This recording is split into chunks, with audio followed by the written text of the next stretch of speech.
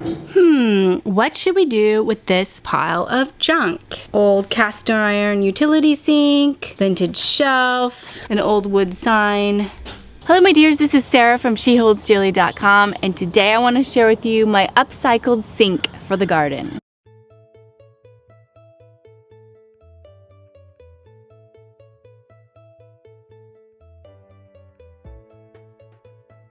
Okay, so my original idea is that I wanted to have a spot out in this garden where I could scrub root vegetables, because in the past I have taken our potatoes, beets, and carrots and take them into our kitchen, and I would scrub them in our kitchen sink. Inevitably there would be tiny little rocks that would get stuck in the garbage disposal, jam it all up. My husband would be like on his back under the sink, taking the thing apart, trying to clean it out, put it back together, then it would leak maybe sometimes.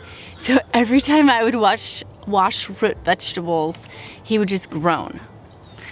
And I had this idea, I just need a place out in the garden where I can truly scrub them, and it doesn't matter if the little rocks go down the drain, it's not gonna cause any damage. And I thought of this idea, and we had this sink that was left in our house when we bought it. As far as we can tell, it's from 1930s, and it's just been sitting out in our shop for years, and we are finally dusting it off and gonna make something cute with it.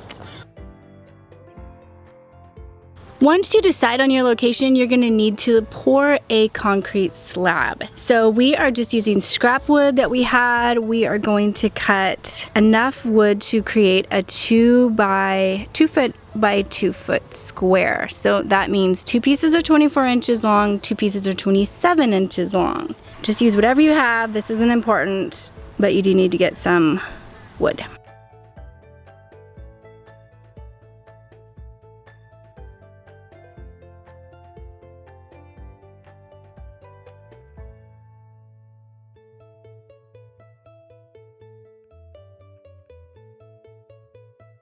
Go out to the place where you're gonna put your sink, and you're gonna need a shovel, you're gonna need the frame that you built, you're gonna need your concrete, and some water in a tub, and then a level.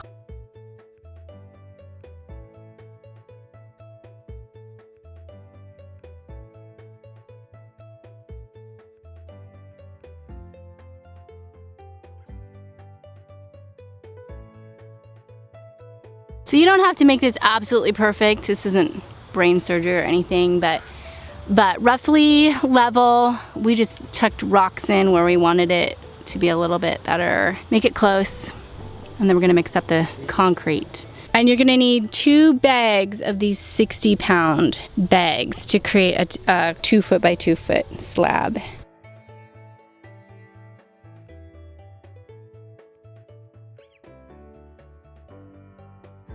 Okay, one thing we want to share with you is the way our sink works is that there is a pedestal with 4 holes at the bottom where it needs to be bolted into the ground. You will need to improvise if you're dealing with something that doesn't have a pedestal. Probably add it into a potting bench, probably is what I would do if you don't have a pedestal. Okay, so what we came up with is this little board that is, this is the same size. He used the pedestal holes as his template and marked where to drill holes, and then tell us how big these are. They bolts? These are 1/4 inch bolts. 1/4 inch bolts? They're the same, they're the size of the holes in the footing of the sink. So now as we pour our concrete, we're going to put this in with the bolts. The bolt is into the concrete. They're gonna stick in the concrete, and we're creating a little landing pad essentially. Okay, so there we go. We're gonna pour the cement. He's gonna drop this down flat in the middle with what, like 1 inch of the bolts sticking up, 1.5 inches. So some of it's gonna be in the concrete, some of it's gonna be sticking up. The threads are gonna be out of the concrete, so you can attach the nut. Yeah, so it can receive the sink. So, okay, here we go. My husband tells me he's never actually followed the recipe on the back of the bag. He's that good. So you just want to get it wet. He goes for a texture. He doesn't measure it. So Read the bag. Apparently that kind of means it's hard to screw up. We'll show you what we're looking for. It's like making a cake. But don't eat Don't eat this stuff. Okay, so this is what we're going for. Kind of soupy, like you can see in the corners, it's got a little kind of standing gray water. And now we're gonna add our second bag.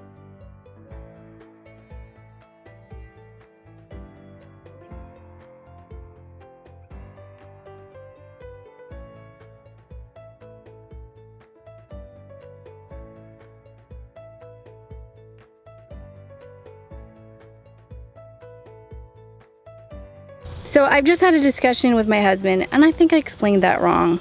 I did explain it wrong. He is planning to let this cement harden, and then he's gonna lift the board off, which I was like, how are you gonna do that with it not being stuck on there?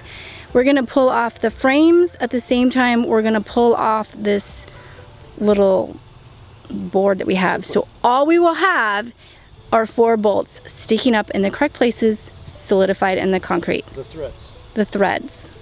And the reasoning is because we don't want to leave that wood in there, because then it will rot out eventually and cause problems. All right, so we let that dry overnight, and we're gonna take off the board here in a minute. I next need to paint my back splash, is what I'm calling it. I need to paint that white, and I'm gonna use an exterior paint on it from my house so that it can withstand the weather out here. And that cute little shelf I got off eBay. It just arrived in the mail, and I'm going to put a clear coat sealer on that. I'm gonna use the Miss Mustard Seed Tough Coat on that. And then also I need to scrub down my cast iron sink, and I have some TSP for that. So there's a bunch of things going on here in the next hour or so, and my husband is going to be lining up the plumbing, and then I think it's all gonna come together pretty fast.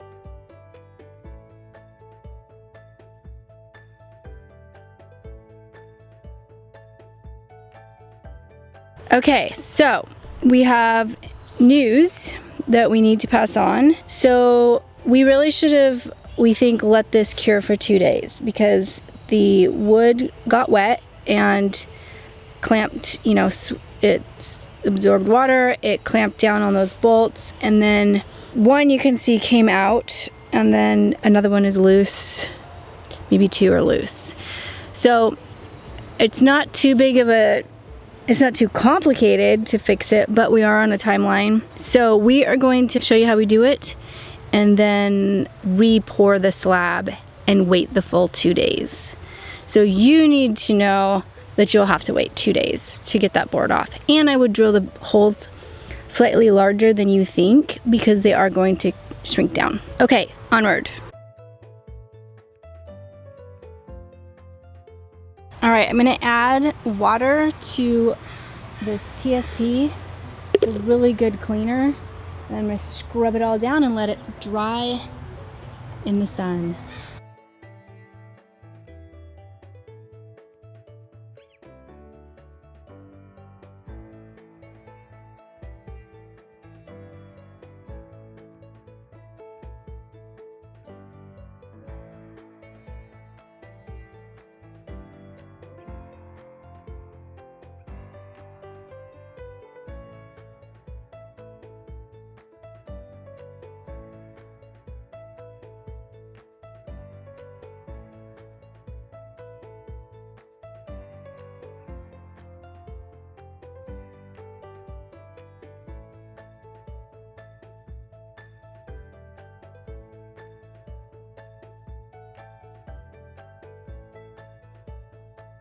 All right, we took off the frame around the cement.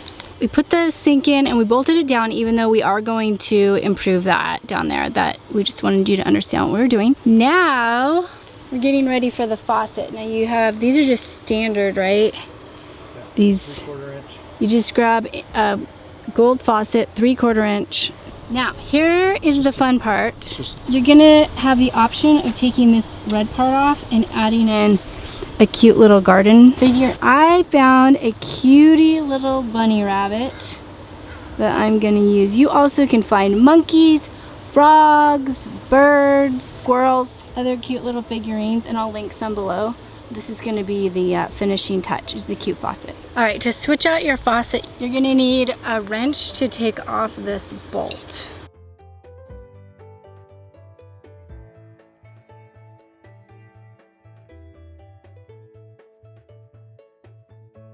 All right, and I had to tighten the set screws here. So once we pulled away that wooden frame to release the concrete slab, it left sort of a moat around the bottom, and so my husband just filled it with rocks that we had kind of dug up when we started the project, so that looks cute. And then on the back, we just added in a piece of scrap wood as a post to stabilize the little backsplash. There were a couple of holes naturally in the sink that where you could bolt the sink, you know, to a wall or something, and so we went ahead and used those, and we screwed in some screws to that backboard, but the board is pretty heavy, so it was too wobbly. We felt like it could actually just rip off, so we had to put that stabilizing post behind. We just dug a hole, dropped it in there, and then screwed screws through the back of that into the back of the board. So I think it's a lot more stable. What that means though is that when we cut the hole for the faucet, which we are going to, it's going to have to be a lot deeper because of that post. So factor that in. For the plumbing part of this project, what we have here is the faucet, and we're gonna connect it to this 6-inch extension. It's a 3/4 inch in diameter, and it is about 6 inches long. And then the next thing, so if you can visualize, this is going to go through the backsplash in this post. It's going to go out like that, and then we're going to hook it to this threaded piece of PVC, and it's going to look something like this. And this next part is really critical to your project because you're going to be using a hose. So you need an adapter, because all of these threaded parts that I'm showing you here are called pipe thread, but a hose uses hose thread. To the naked eye, it's very hard to actually distinguish the difference. But what we have here is a hose adapter, and if you read the fine detail here, it's going to say 3/4 inch female hose thread by 3/4 inch female pipe thread. And that will fool people all the time when they're trying to hook up their hose to their pipe. It just doesn't work and you'll get leaky. So this adapter is critical. This adapter is going to connect to the pipe thread right here, and then you'll see this is your hose connection, and the hose connection always has that rubber gasket in it. That's what seals the water, is that rubber seal for the hose thread. The next thing that I want to show you is when we drill the hole through the backsplash and through that post in the back, since we're using 3/4 inch pipe, the outside diameter is actually a little bit bigger, so I'm going to use a 1-inch hole saw, and you could use this style or you could use this style. If you're having trouble getting your extension piece through the hole, don't go too much bigger. Just keep the bit that you were using and just keep working around the edges, kind of filing it down. We had to work with it for a few minutes to make it just big enough. It's pretty tight.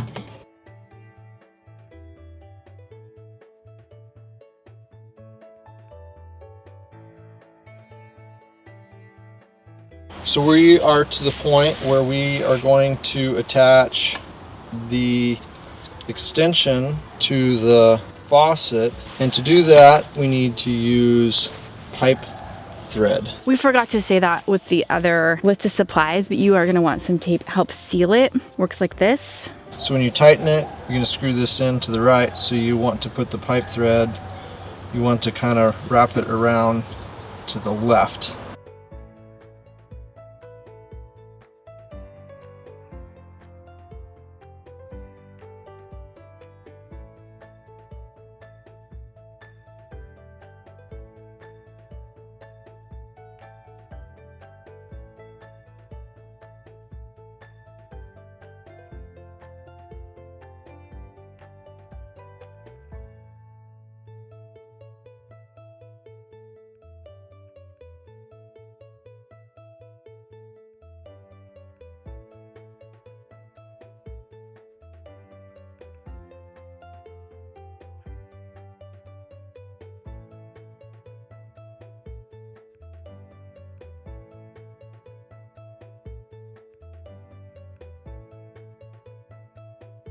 My kids asked me, what are you gonna do with those holes on that sink? I just decided to ignore them. So if you have holes on your sink that you don't want to use, I think that's just fine. Just kind of adds to the old character, right?